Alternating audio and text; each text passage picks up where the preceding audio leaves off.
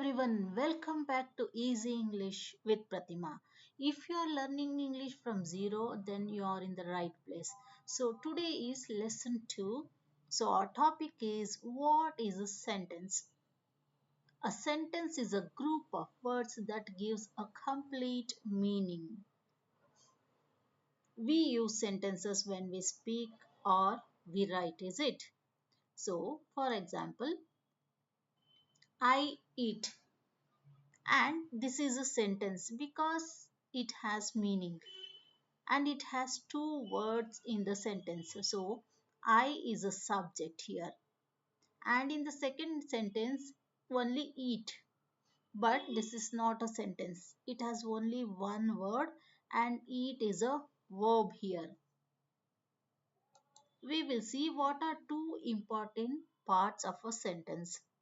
I said subject and the verb here. So we have two parts in a sentence, that is a subject and a verb.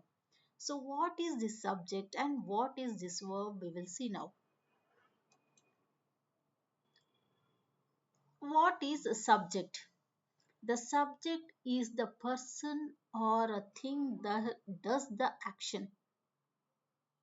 I repeat, the subject is a person or a thing that does the action. So for example, I, you, he, she, we, they. So for example, I eat. I is a subject here. Now we will see what are verbs. So what is a verb? A verb is an action word. So for example, eat, run, play, read. We will see examples here. She runs. So runs is the verb here and she is a subject here.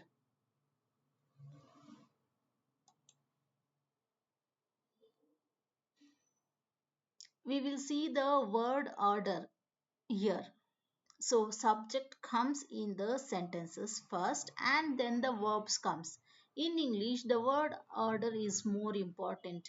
So the basic verb order is first subject we have to write and then the verb we have to write. So for example, I eat. I is a subject and eat is a verb. She runs. She is a subject and runs is a verb. We cannot write runs she, right? That doesn't make a sense only.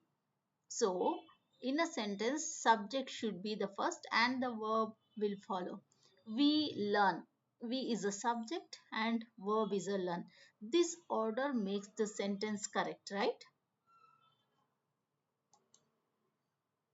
Now practice with me. Repeat. I eat. She runs. So first is subject and then the verb. Now you can try make one sentence subject plus verb. Can you make a sentence using the subject and the verb here?